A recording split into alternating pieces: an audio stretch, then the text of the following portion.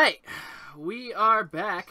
This is week 3 of the FIFA Podcast, and I am Dan Polar, as you guys know me. I am joined, as always, by this beautiful man over here, Sam, TheGoMLStick. What's up, guys? How y'all doing? We're back this week. We had some pretty cool stuff drop this week. I mean, I say cool. The PFA, the English FA, dropped their Player of the Year and Young Player of the Year. They were Mohamed Salah and Leroy Sané, and we have those cards in game as of yesterday. I don't know, Sam. What do you think about Mo Salah? You're a Roma guy. What do you think? Well, I like him as a player, but no, in game he's ridiculous. We were looking at the stats, and he's basically he's another Team of the Year Messi. He's that good. Now, did you think he would be? Did you think Mo Salah would be as good as he is this year? I don't think anybody on planet Earth could have predicted he would have been this good. We all knew he was good. I knew how much better Roma was when he was, on the field, but no one can. He's getting Messi comparisons. You know what I mean? In real life, no one could have predicted that. Can you pull up how much is this SBC going for right now?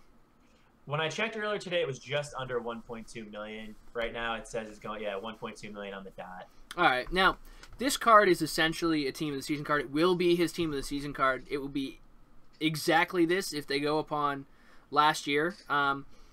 Last year when De Bruyne got his Player of the Year card here, I'm going to pull that up real quick. De Bruyne, because I'm pretty sure De Bruyne got PFA Player of the Year last year. We pull up De Bruyne from FIFA 17. Yeah, his Player of the Year card was his Team of the Season. So I would say Mo Salah, when he gets put in the Team of the Season, he'll be way cheaper than the SBC, and he won't be untradeable. So don't do the SBC. Just don't do it. It's not worth it. If he doesn't get put in the Team of the Season, I would suggest then you go do the SBC. But I would wait until... How could he not be put in the Team of the Season? You know what I mean? So I think my thought is what they might do is say that was his Team of the Season card. If you want it, you got to go do the SBC because EA is EA. Okay, but I mean, who would you put in at right wing? I mean, Sterling. APL. Sterling? Yeah. I mean, I don't like that. I think that's stupid. But they could do it, theoretically. That's something that could happen. But this card is just nuts. 99 pace, 98 shooting, 95 passing, 99 dribbling, 92 physical. Like, he doesn't have a weakness aside from the fact that he's 5'9". Yep. That's basically it. He's better than Team of the Year Messi on paper. Actually, he only has 83 long shots. That's a little low. It's accurate to who he is as a player. I don't think I've ever seen him shoot for more than 10 yards out. But that's low for me on an endgame card. Because I like long shots. That's just me, though. Well, for some reason, his cards have low composure, which doesn't match up to what he is in real life. Right. I feel like those should swap, right? The composure should be super high, and the long shots, right, Actually, the composure should be high, and the long shots should be low. I mean, it's accurate to who Mo Salah is as a player, which is funny for a 98 overall card. You'd think they just gun everything. But, like, they kept his free kicks down to 77. He doesn't take the free kicks, like he never has. So, again, accurate. But this card, it's funny with this card. They put it as a 98 right wing. It shows up as a 97 in-game. And then the Young Player of the Year, who we'll talk about next, Mr. Leroy Sané, is a 93 on the face card, but a 95 left wing. Yeah. Now, I don't know. Have you seen Leroy Sané play at all this year? I haven't watched any of Leroy Sané. Okay. Maybe some Champions League stuff. All right. So, from what I've seen of Sané, he is an electrically fast player, but he's really raw as a player. Yeah. He's not as technically skilled. Like, he's a skilled player. Let's not suggest that he's bad at the game, but he's not skilled to the same level that... I mean, he'll grow into it, I think. but he is more on the athletic side compared to, like, last year's Young Player of the Year, Dele Alli, Deli is more foot skill than he is athleticism. Yep. Whereas Sane he's a supreme athlete. Yep. And you can always learn foot skill. You can't learn athleticism, you know? Yeah. I think Sane does big things for Germany in the World Cup this year. But this card is also insane. 98 pace, 91 shooting, 93 passing, 97 dribbling, 87 physical. This guy's got 87 strength and 99 stamina, along with 93 balance. This card's nasty. I mean, I might like this card if I didn't hate Leroy Sané in-game. Mm-hmm. Like, so, that's the other thing. Sané in FIFA, for me, is a post magnet. All he does is hit the post. I don't think I've ever scored with him. Yeah. He and Heung-min Son is another one. I love Sonny to death in real life, but in FIFA, I swear to God, I hit the post with him more often than not. I don't know what it is. I don't know why, but I do. What is his SBC going for?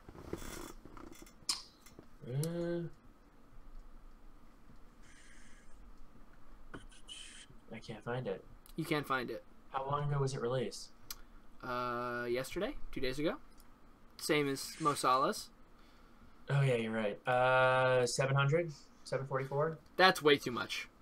Yeah. That's way too much. Dude doesn't even have 4-star skills. Like, No, I'm sorry, that's just way too much. No. Wait till team of the season again. I think that's not, I don't think that's a hard thing to do. 2 weeks. Those two cards are not worth it. They're just not. Not for the price they're currently going for. No, I wouldn't, I would not pay that. So yeah, those are our Player of the Year and Young Player of the Year. I'm a little disappointed that they don't do it for all the different leagues and they just do it for the Premier League. Now I know EA and the Premier League have like a back and forth sort of like agreement, which is why we get, you know, the Player of the Month for the Premier League every year, you know, every month for the entire year, because they have like an agreement of, you know, EA sponsors the Premier League and they get to, you know, back and forth. It's the EA Sports Player of the Month award, so they get put into Ultimate Team that way.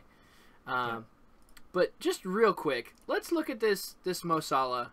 This dude has 1, 2, 3, 4, 5, 6, 7, 8 special cards. And there's more to come. Well, one more. Yeah, plus you never know about other informs he could get. Other informs and in the World Cup. In the World Cup, yeah. Dude, this guy could end up like with multiple 98, 99 cards.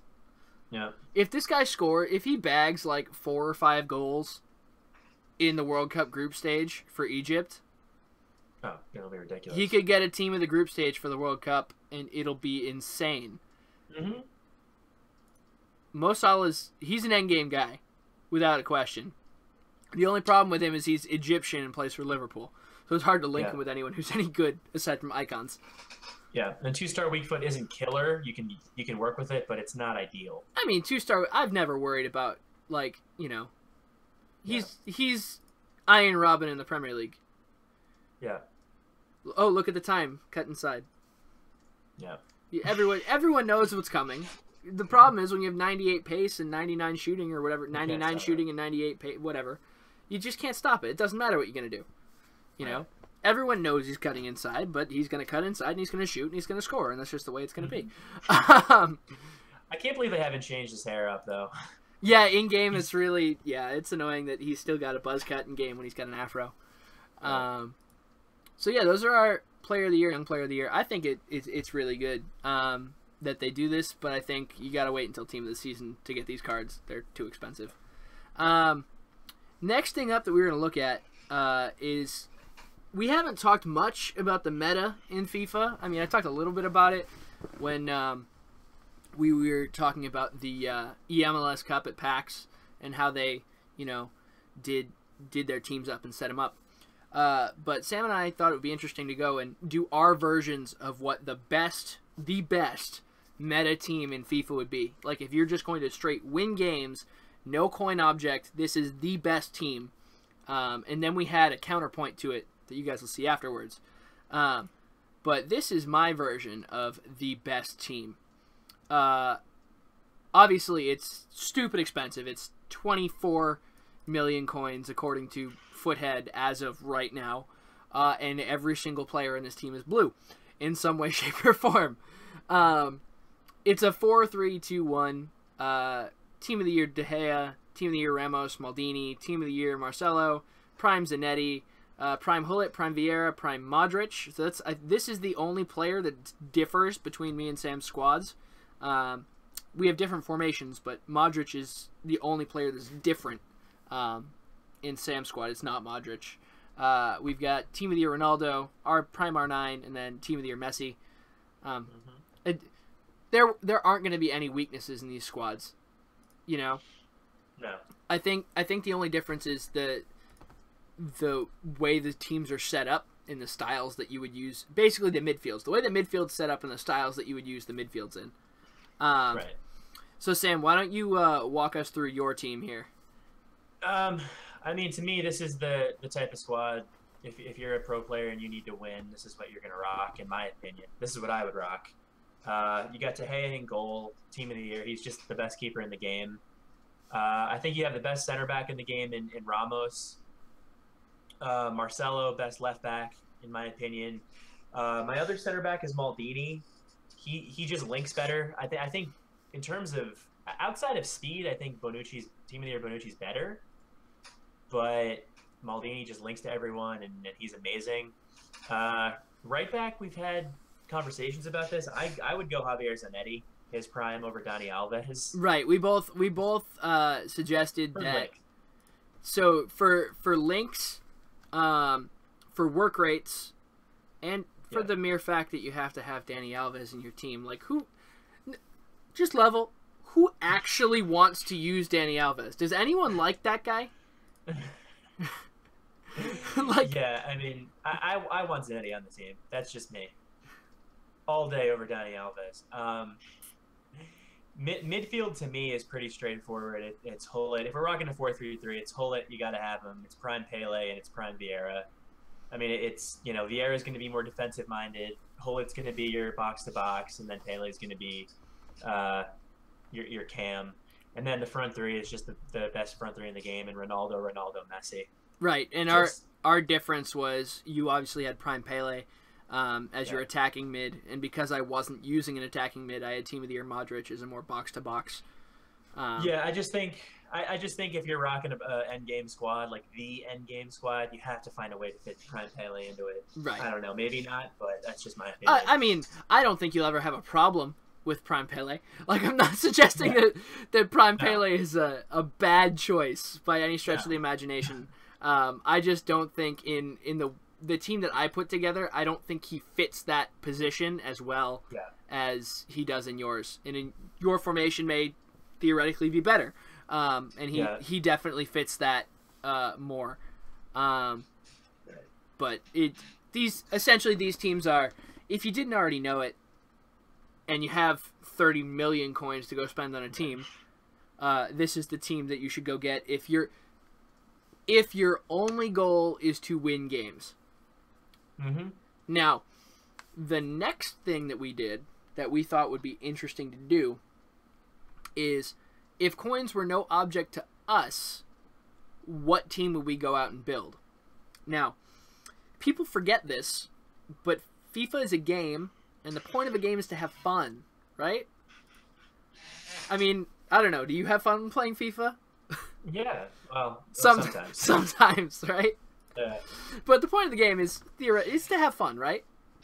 So the teams that we were going to build to go out and have fun can be very different from the teams that you go out and build just to win, right? Because there are players that I want to use that don't exist in this team. Yeah. So I'll go through my team first. There are two players that are the same. But everyone, I'm a Tottenham fan. I don't think that's, hidden from anyone, as I'm wearing a Dortmund jersey. But I'm a Tottenham fan, and by the end of the year, every year, I want to have Gareth Bale in my squad. Well, this year, Harry Kane has an endgame striker card, so I can't not have that. Christian Eriksen links to Harry Kane perfectly, and in 2 weeks, he'll have a team of the season that'll link up, and that'll be great. Modric was also on Spurs way back when. So I've got, Modric, Eriksen, Kane, Bale. That's Spurs set. On the left side, it's a bunch of icons, but Prime Ronaldinho just is the most fun card in the game to me to play with. Without a doubt, yeah. Just because not only is it you're looking at it and you're playing with Dino, right? But he gives you the confidence to just do silly stuff. You know what? I'm just going to rainbow this left back because I feel like it. Mm-hmm. I'm going to feel like a skiller because Dino won't lose the ball. And, I don't know. When I grew up watching the game, when I first started watching the game, Ronaldinho was the guy. Right? He was the guy. And it's fun to be able to, if I could have David Beckham in the team, I would. I would put Beckham in the team because he was also the guy. But doing stuff with Dino is it's fun. I enjoy it. Then we've got, Vieira to balance out the midfield. Roberto Carlos, because he's probably the best left back in the game aside from Marcelo. And Carlos, you put... Yeah. You have a free kick on the left-hand side from a decent amount out. It's kind of fun just to try to do the spinning the other way free kick. Mm-hmm. Right? It'd just be fun to try, Oh, yeah. On the right side, this Juanfran card is probably not one that people would use or would think of. For 45k, I think this is the best value for money right back in the entire game. He's decently fast, decently good at defending, decent on the ball, and he's fairly cheap. He's Spanish in La Liga, so he gets really good links to Ramos and plenty of the midfielders. So obviously he's linking here to Ramos, Team of the Year Ramos, who is the best center back in the game, no questions. Yeah, I think so. Yeah. Yeah. And then I've got Hugo 89 Hugo is my goalkeeper, because I don't want to use De Gea. It's just everyone has De Gea. Yeah. Call me a FIFA hipster, but literally every team you go up against has David De Gea because he's good. No, I don't blame you. Keeper in the game, but... I don't blame you for using him, but it's just no fun for me using the same team as everyone else. Yeah. All right, so that's my team. Walk us through your team. We ended up using the same formation too. This was not we were sitting next to it, we were on call here talking about it, but we didn't say it had to be this formation. We just both ended up picking this one, and I think his team would probably kick the living shit out of mine now that I'm looking at it. But go ahead and run us through it. It's a really good team. Well, I've also got Prime Ronaldinho. Like you said, he's just so fun. He's so fun. He's so good. He's probably in everybody's top 5 favorite players ever. And then I've got Prime R9 mainly because I just want to use him and just see what everyone raves about with that dude. And if Team of the Year Harry Kane didn't exist, I'd use Prime R9. Yeah, I just want to see what. Yeah, I want to compare him to CR7. Up top, I have Dybala because he's just he's ridiculous. I haven't used him much this year. And for the midfield, I'm a fan of these guys. So I had to have the Foot Birthday Florenzi card and the Inform Nainggolan. Those are just, I'm going to have them at some point this year. It's just a matter of when. And then I've got that Cam Prime Del Piero. And you use currently 88 Del Piero, right? 87, yeah. 87 Del Piero, I'm sorry. The baby Del Piero, yeah. Right. Fullbacks are Roberto Carlos and Zanetti. Just like you said, I think the best, I need someone that links, so Roberto Carlos is the best icon left back. He's the best left back outside of Team of the Year Marcelo. Zanetti, Alves doesn't link, and I don't want to use him, so it's Zanetti. The 2 center backs, Bonucci, Maldini. I want to use that, just see how those two would play together. They just look ridiculous. And then the only weakness on the team for me is Buffon. He's not that good in game, even though I love him. And I don't really know who else I could put there. Yeah, I mean, you could theoretically put Handanovic there. You could put Handanovic, yep. But I mean, he's not I don't really have any affinity for Handanovic. Would that team I would almost say that team would look wrong with Handanovic there. Yeah. Right. It looks right having Gigi as the goalkeeper. Yeah. You know, like it's Exactly. there are certain times in which there's just a player that looks right being there, and the only other one I could see that would maybe work would be like one of the inform Donnarumma cards. They wouldn't be bad. Right. But essentially, I mean, has every player in this team played in the Serie A? Did Roberto Carlos ever play in Serie A? Did he play for Inter? I don't know. This is me being silly. He played for Real Madrid for a very long time. Yeah, he played for Inter for like 2 years. He played 30 games for Inter. All right. So yeah, he did. Every player in this team has played in the Serie A, which is funny. I just noticed that. Because R9 played for Inter. Did he also play for AC Milan? No, he just played for Inter. Just Inter. Dino played for AC Milan. Del Piero played for Juventus. Zanetti played for Inter. Maldini was AC. So yeah. Roberto Carlos played for Inter, and then obviously Juventus. Samuel. Hi, Samuel. Siri. Siri saying hi. Yeah. Siri, who's the best left back in FIFA? No, Bonucci obviously AC Milan, then 2 Roma guys, and Dybala's Juventus. So actually, that's really cool. I didn't even notice that. But that's I think there's something to be said for using players that you A, enjoy watching in real life, and B, just enjoy in general. Like, you can enjoy a player in game without having ever watched them in real life. I know I really like Zachary Labyad from the Dutch league. I've never seen him play, but he's Moroccan Messi. Like, that's what he is. And I'll probably keep his inform till the end of the year because he's fun to play with, and I have more fun scoring goals with him than I do with second inform Lozano or you know, any of the other stupidly OP cards that exist. Yeah, it's more rewarding that way. Right, like, I have more fun scoring with Ibra than I do, you know, in, like, when you score a goal with Ibrahimovic versus, like, Team of the Year Ronaldo, right? That's way more fun to me. I enjoy that so much more. And then you can, like, yell Ibra quotes to yourself. Well, welcome to Zlatan and all that. He's so... Quick aside, because I think we've got time for it. Ibra in the MLS. It's a good thing, right? Yeah. Like... Yeah. They need someone like him with his personality to attract people. Like, I would almost go as far to say that he is the most entertaining sports personality in the world. Yeah. Like, just across all of sports. Outside of maybe Conor McGregor? Him and McGregor? Yeah, but McGregor's a criminal. Yeah. Yeah, like, okay, yeah, McGregor's the same reason, though, right? Yeah.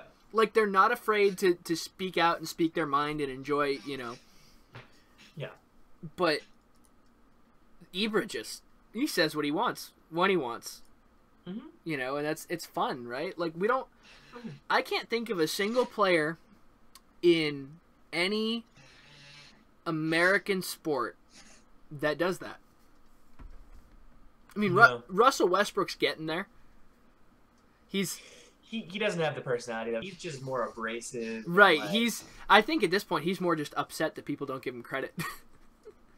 Yeah, he's just more abrasive, and he doesn't have that funny side to him that you does. No, it's funny when he tells it like it is, to me. Yeah. I laugh. Yeah. But, like, I mean, maybe Kyrie, kind of. Kyrie's just like a massive troll. Like, yeah, Kyrie's kind of a troll. And none of the football guys, really. All the football guys are robots. Like, Yeah. I mean, Aaron Rodgers. I will give Aaron Rodgers this. When he went out and he beat the Vikings a couple times, I want to say it was 2 years ago, he brought out a bottle of Purple Crush soda. Okay. It was drinking it during the press conference. Just, like, fuck with people. Really? Yeah, and, like, that kind of shit's funny to me, you know? I don't know. I like it when sports personalities can like be themselves and not, have to be a robot like Russell Wilson. There's no one. Yeah. Or I mean, I wouldn't call LeBron a robot, but he can be robotic at times. Yeah, he's not. He's easier to hate than. Yeah. Ibra is almost impossible to hate. Right. Who can dislike Ibra? I mean, the only people who can are like Inter fans or one team, like, right? Those teams that he left, or Barcelona fans, maybe. Yeah. But even then, like, even if he left your team in a not so fun way, years on down the line, he scores a 40-yard bicycle kick and says he impregnated most of England that night. Like, you have to be able to laugh at that. Yeah. Like when he says that he would spread his investment through the U.S. What could that mean? if he wasn't married and had 2 kids and give the U.S. a bunch of soccer stars. Like, who doesn't laugh at that kind of shit, Yeah. Also, I think we should turn spread my investment into a thing. Like, that should become a meme. Like, whenever someone from sports does something amazing, he's going to spread his investment. Yeah. All right, so Ibra side note aside, So these are the teams we thought would be fun. Team of the week. It blows. It's not good. It's really bad. It kind of sucks, yeah. The best player's probably Isco. Best player? Best player is probably Isco. Maybe Naldo. Yeah, it's not. It's hard, Zaha's right? pretty good. Zaha's good, but Zaha's only good at running fast. Yeah. Like this Zaha, he's not even that tall. He's 5'10". Like he's just overpriced because he runs fast in the Premier League at striker.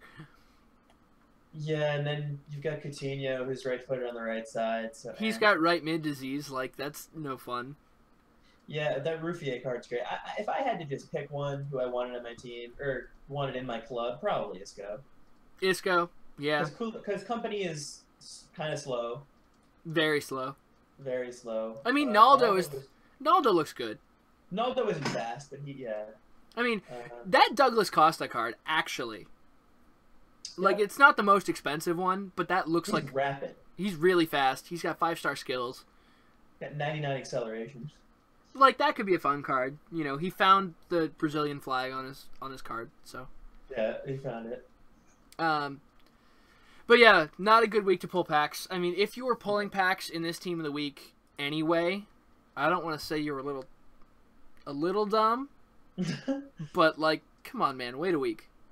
Yeah. Like, I'd be holding all the packs you get from Marquee Matchups until next week. Friday. Or Friday. I'd hold them all. Because there's nothing worth pulling in this team of the week. It just really isn't.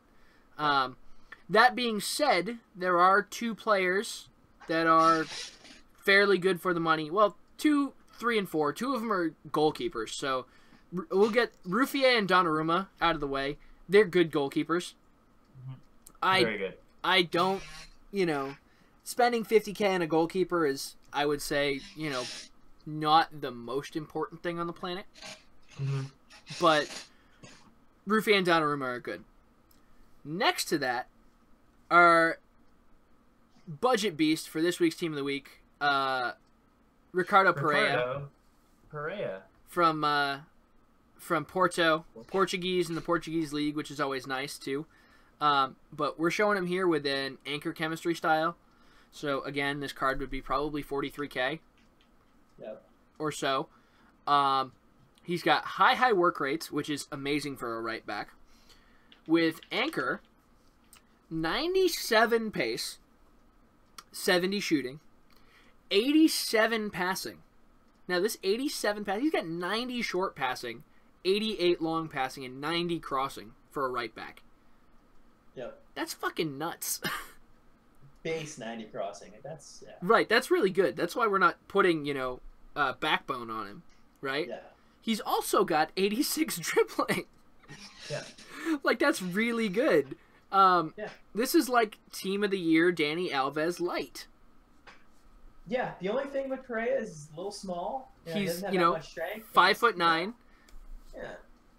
But again, that's why we put the anchor on him, because it boosts his strength up to 79. His aggression goes all the way up to 93, and his jumping goes up to 94. He's also got 93 defending with an anchor on. So, like, I think this card, 40... This card might be challenging the Wanfron for value for money right back. I just think Wanfron links better.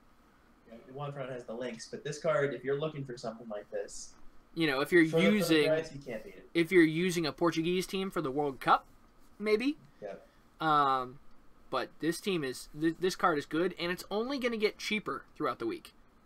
Or well, I say throughout the week. It'll be its cheapest theoretically on tomorrow. It'll be cheapest tomorrow afternoon. So if you're gonna buy it, wait until about probably this time tomorrow, honestly. Yeah. Once people are opening their marquee matchups, but yeah, because people will open the marquee matchups without saving them. Yeah. If you're smart and listen to us, you did not do that. The next card is an even cheaper card, and this card I would use more as a left forward. This is Ryan Babel or Babel. He's Dutch, plays for Besiktas. However, for 22K, just as a player, he looks really fucking good. With a Deadeye, he goes up to a 90 at striker. A 90. For 22K. 90 overall. 90 pace, 93 shooting, 85 passing, 88 dribbling, 81 physical. This guy is 6'1". He's right-footed, 4-star skills, 4-star weak foot. He's got medium-low work rates, so his work rates aren't even that bad. He's got 82 balance, which isn't terrible. 86 strength, which is really good for a winger. I don't know. I think as a standalone card, building a team around him might be tough, but I think that's a decent card to use, you know, for the money. Maybe it's a super sub. Yeah. Like, I think super sub ability for that card is really good, actually. Yeah, it is, yeah. I can actually see people using it. Like, you have to do something about the finishing, though. Yeah, that's why you throw a Deadeye on him, goes up to 91 finishing, you know? Yeah. I think it's worth it, to be honest. Do you have anything else for this team of the week? I mean, Coutinho, like... No, I mean, there's two good... Yeah, Coutinho, I don't know. He's, I mean, I guess if you're a big Barcelona fan, you're looking for a... Or if you're building a Brazilian team. Yeah. I mean, are there any Brazilian right mids? Actually, I'm going to look that up right now. Brazilian right mids. Yeah. But Coutinho, I mean, he's super small. He's got no strength. He's right-footed on the right side. His work rates aren't good. He is the best overall-wise Brazilian right mid, but there's no reason you wouldn't use Willian. No, yeah, because Willian's literally better in every single category, aside from passing and dribbling, and he's not even that much worse. The only thing that makes up Coutinho is what he is because he's played for Barcelona. Right. You know, I wouldn't get him. I also never rated Coutinho, like real life. Yeah. I never thought he was all that he was cracked up to be. I always thought Christian Eriksen was much better. But I'm really glad Barcelona bought Coutinho because we can keep Eriksen. Yeah. I'm not gonna complain. You guys have Coutinho. He blows donkey dick, and I'll keep Eriksen. All right, on to the World Cup. This is we're wrapping it up here. This is a quick week. We're busting through real fast. So Group C in the World Cup. France, Australia, Peru, Denmark. I think both of us are in very much agreement that France is first, Denmark is second, then it doesn't really fucking matter after that, does it? Not really. I mean, it could go either way. It could go either way. There's some good players from Australia. There's some good players from Peru. Peru also probably plays a little bit faster as a team. Just because of how they've played and who they have to play against. Whereas I could see, because Australia plays in the Asian conference, they play a little bit bigger, a little stronger on the ball, just to get who they have to play against. But because this is such, I think, an easy group to... All right, so why do we think Denmark is going to come in second over Australia and Peru? Well, first off, they have by far the best player out of all three of those teams, in Christian Eriksen. So that right there separates them. And then they have maybe 5 or 6 other, the top 6 players from those teams. It goes to Denmark. Yeah. So if we're looking at just the top Danish players, right? Yeah. We've got Eriksen, obviously. Then you've got, obviously, we're not going to count Laudrup because he doesn't play anymore. But Daniel Voss from La Liga, he plays for Celta Vigo. Andreas Christensen from Malmo. Vestergaard from Mönchengladbach. Michael from Leicester. Andreas Christensen from Chelsea. Kasper Schmeichel from Leicester. Martin Braithwaite from Middlesbrough. Pierre Højbjerg, who formerly of Bayern Munich. I think he's on loan at Southampton, and he's not. I don't think Southampton bought him, but he's on loan at Southampton from Bayern Munich. Fredrik Sorensen from Köln in the Bundesliga, from Cologne, as we'd say. Simon Kjær from Sevilla. I think they're just, without a doubt, they have more quality in their team, and they've got a secret weapon. You know their secret weapon? No. One Nicholas Lord Bentner comes off their bench. Now, I don't know if you can top that. You can't top those memes. No. The Danish memes melt steel beams, man. There's nothing you can do about it. But we thought it would be an interesting thing to look at. France is obviously going to top the group. I don't think that's barring. How do I put this? Barring a Philadelphia Eagles dream team-esque meltdown. Yeah. France should top the group. Yeah. They're going to get through even if Denmark pulls off a miracle and tops it. They're coming in second. They're getting through. Yeah. We thought it would be interesting to take a look at what we thought would be their starting lineups. And we were actually fairly close, because I think it's really easy to be fairly close. We were off by 2 players. So I'm going to give my lineup here first. 4-3-3. Griezmann up top, Lamar on the right, Mbappe on the left. Midfield of Pogba, Kante, Matuidi. Backline of Kurzawa, Koscielny, Varane, Sidibe, and Hugo is the goalkeeper. Now, Sam, you had also a 4-3-3. The only difference was I had Martial instead of Lamar. I don't really follow the French team, so I don't really know who's in, who's out. And then I had Laporte instead of Koscielny. Again, I don't know. But pretty much the same thing. Now, would you say this is the strongest team top to bottom in the entire tournament? Pure talent-wise, yeah. Experience-wise, no. Okay. No. Even though they made it to the final of the Euros 2 years ago. Yeah, look what happened. I think. Look who they have. Lamar, super young. Mbappe, they're a very young team. Young. They're a young team. Pogba, young. Varane, super young. So I don't even know how old Kante is. He's kind of. Conte's, I want to say he's 27, 28. Yeah. 26. Okay. But so, yeah, they're young. Spain, so much more experienced. Germany, so much more experienced. I don't even know if Germany's more experienced anymore. They've got Neuer, Boateng, right? But they lost. Muller, he doesn't play? Oh, yeah, okay, so Muller. But they lost their captain in Philipp Lahm. Mm-hmm. Between the last World Cup and this World Cup. Yeah. They've got Toni Kroos, they've got Thomas Muller. They've got players that are talented and have played in many World Cups. Some might say Thomas Muller is the best World Cup goal scorer of our generation. Yeah. So, yeah, I think I also think Brazil's more experienced. You've got... Yeah, Marcelo. You've got Thiago Silva. You've got Dani Alves. David Luiz. If he's going to play and isn't dead and injured. Yeah. I think the thing with all of these teams is they have much bigger weaknesses than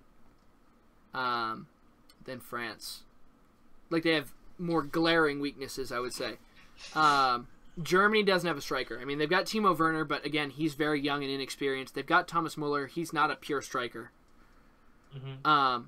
So I think Germany's attack could be a bit of an issue. A team that's similar to France and with talent and all that and experience is Belgium. Yeah, so Belgium is the team I think has more talent across the board. Mm-hmm. I think they're the only team that is just as strong without any weaknesses. We'll get to them. But, so I don't think the Belgian team, no matter where you play players, I don't think there is a weak spot in that team. I mean, the left back, they have Jordan Lukaku, and that's it. Haha. Their left back is Jan Vertonghen. Oh, that's true. Yeah. Haha. Yeah. They could also just play 3 center backs with Toby, Company, and Yan, and they'd be fine. Yeah.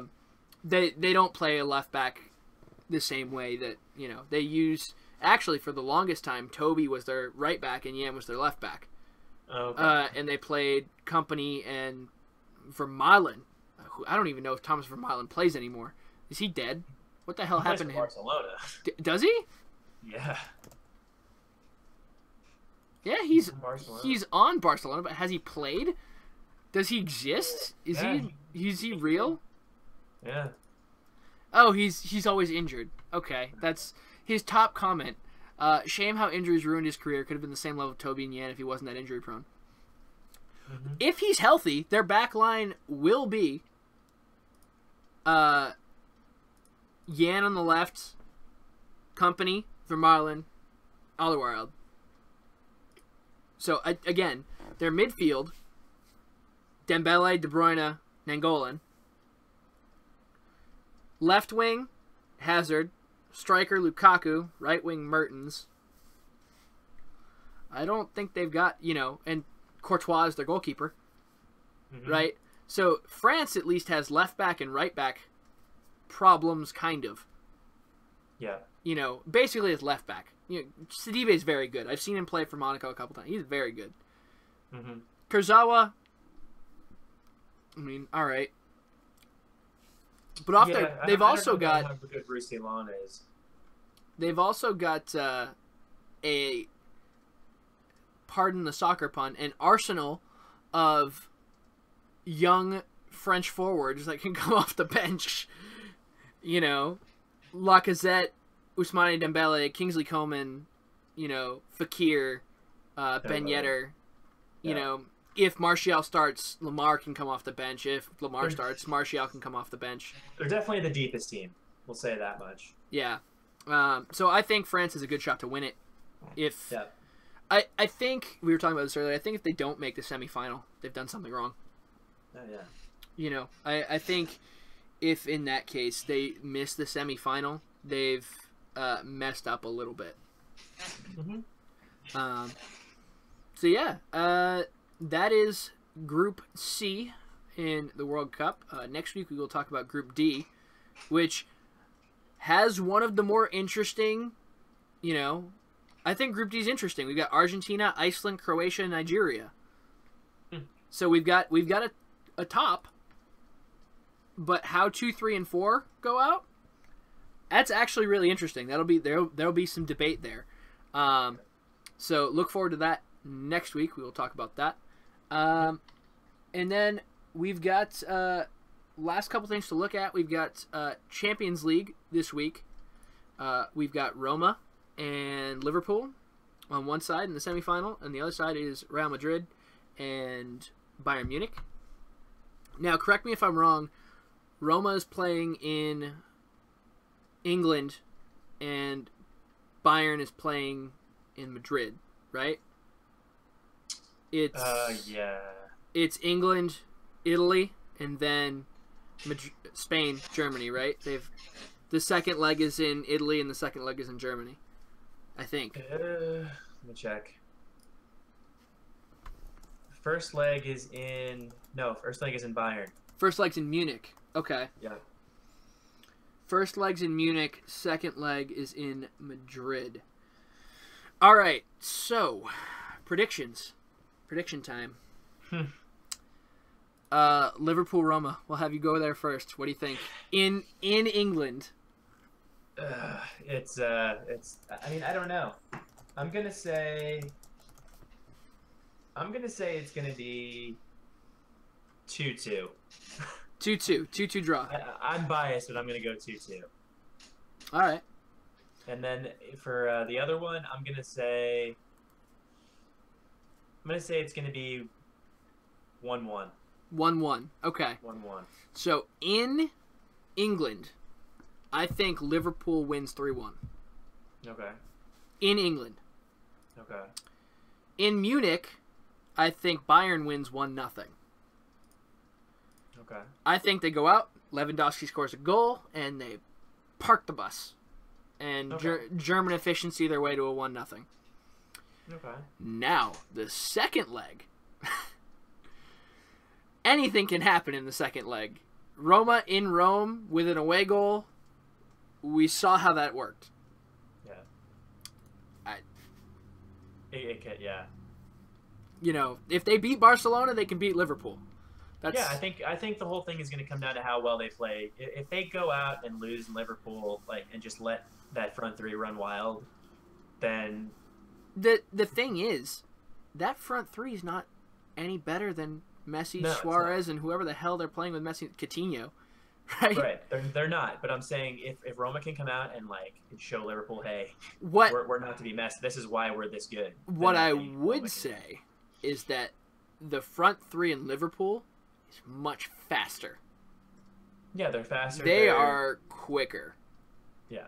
Now, they're not better. They're not more talented. They're just faster. That could work to Roma's favor. You know, Costas Manolas is a quick motherfucker. He's a fast dude. But Federico Fazio is most definitely not. No, he's not. So it all depends, I think. And Liverpool's midfield's not brilliant. No. So if Strootman and Nainggolan and De Rossi just go out there and bully them, you know, I could really see Nainggolan just telling Jordan Henderson that he doesn't get to play soccer. If Roma's midfield can bully Liverpool's, and if Jacko can manhandle Van Dijk, Liverpool, like Van Dijk or Lovren, because those two, Lovren and Van Dijk, are mistake prone. Van Dijk is they're mistake prone, but Van Dijk he's a unit. He's a unit. Yeah. That dude is going to be interesting. That dude's thick with 2 C's. Like he's a he's big man. Yeah. But yeah, that game's definitely the more interesting one to me. I care more about watching that game, and I will watch that game over watching Bayern Real Madrid, because I don't want to say it's boring to watch Bayern play Real Madrid, but it's going to go one of two ways. It's going to be a German masterclass where they win 1-0 in Germany, or Real Madrid's going to score 8 goals. Those are the only two ways this work. Yeah. And again, I think if Bayern wins 1-0 in Munich, when they go into Madrid, CR7's gonna engines are gonna go, man. I could see him scoring a hat trick in Madrid to put them through to the final. But I honestly think this year's final is going to be one of the more interesting ones, because we're truly going to have an underdog. Yeah. Because it doesn't matter which way it works. John Henry will be happy, and Liverpool or Roma will be in the Champions League final, which will make it. I think that's the biggest underdog since Dortmund Munich, right? Like I can't remember, because we've had Dortmund Munich, then we had Atletico and Real Madrid, Juventus and Barcelona, Juventus Real Madrid, and there was another Atletico Real Madrid in there somewhere, right? So like those are all even matchups. Whoever makes it to the final, either way, there will be a very large discrepancy in A, spending, and B, talent. So I think it'll be interesting. The next thing to look out for is the marquee matchups that drop tomorrow will probably include Liverpool, Roma, Bayern, and Real Madrid players. They also might include Europa League. Let's look at the Europa League semifinals. because they will probably be involved, because there will probably be one Liverpool Roma, one Bayern Real Madrid, and then there will be, let me see if I can, why can't I find the Europa League knockout turn? Okay, so then we've got Arsenal, Atletico, and Marseille and Red Bull Salzburg. So those will probably be your marquee matchups. I would go Liverpool Roma, Bayern Real Madrid, Marseille Salzburg, Red Bull Salzburg, Arsenal Atletico Madrid. Yeah. And I would bet that the Bayern Real one and the Arsenal Atletico one are going to be the most expensive ones. That's just my bet. So those are your marquee matchups. Probably. Don't quote me, but probably. And if they don't do it this time, when they make the finals, they'll be in the marquee matchups. And, 2 weeks from now, right? So it's good to have them, those players. So that's that. And I think the last thing we've got is what to watch for this week. And we've got two pretty important games, one from the Premier League and one from the Serie A. Premier League, we've got Arsenal, Man United. I don't want to say that this game decides much of anything, but it's definitely two big clubs in the top 6 playing against each other. Right. Exactly. It's very unlikely that United drop out of 2nd, and it's very unlikely that Arsenal make their way out of 6th, just due to how the table is. However, if Arsenal lose, I'm going to check the gap of the table right now. Premier League table. It's possible, because Arsenal right now has 57 points. Burnley have 53. Now, Arsenal has a game in hand. If they lose, Burnley has 3 games to make up 4 points on Arsenal. If Arsenal finish behind Burnley, that might be the craziest thing to happen since Leicester winning the league. Yeah. That's Burnley. Burnley. They were they so good. They have. It's hard to describe how Burnley. They're a good team. Good team. Emphasis on team. They work well as a team. They're not, the most talented players, but they're a good team. I think, and then you got the one from the Serie A is what? Inter Juventus, yeah? So that matchup, how do you think, is that, it's super important, but in what way? Does it affect? Well, the importance is the Scudetto race is still going on. So it's Napoli, Fiorentina, and Inter and Juventus, how those games shape up, because Inter is still in the Champions League hunt. Napoli had that insane 90th minute win. So it's just, it's going to be interesting to see how those games play out. If Juve, lands up in front. Yeah, it's such an insane race. The Serie A table is way more fun than the Premier League table. Holy crap. Oh, yeah. Okay, so Juventus is on 85 points right now, and Napoli's on 84. And who does Napoli face this weekend? Fiorentina. Okay, so Napoli faces Fiorentina. Has a slightly easier schedule from here on out. So, theoretically, this weekend, Napoli could take the lead. Because Inter needs to come out swinging to get into the Champions League spots. Now, correct me if I'm wrong. In the Serie A, is it 3rd and up or 4th and up? 4th and up. It's 4th and up. Okay.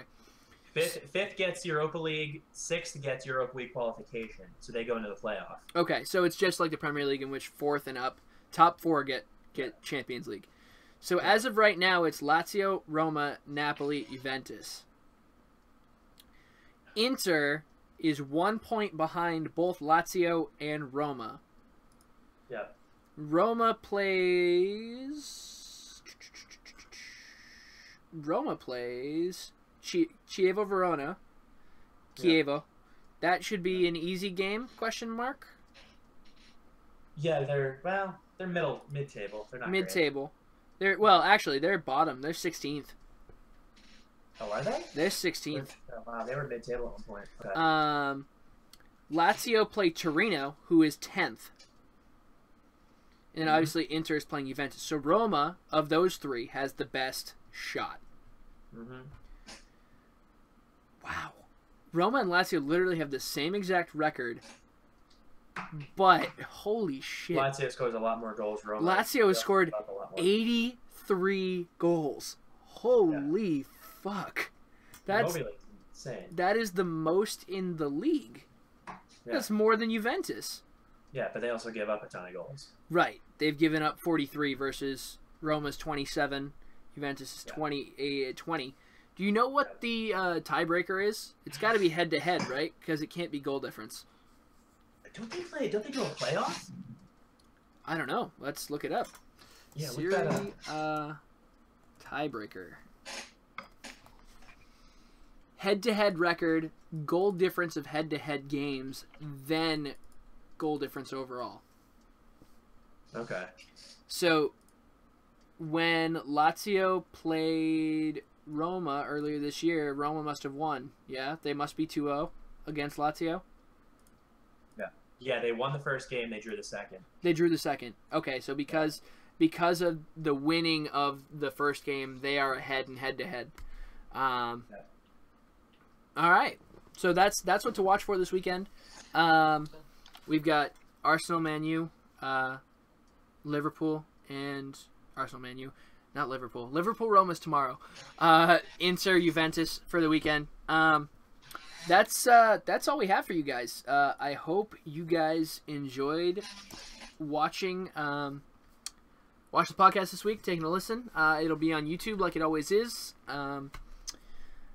Always leave your comments. We'll read them. We'll discuss them. We'll try and match up in the comments section to give you guys a shout. There's one last thing I wanted to mention. Earlier this week, Avicii, the music producer, he unfortunately passed away, 28 years old. They believe it was due to his pancreatitis, but they don't necessarily know yet.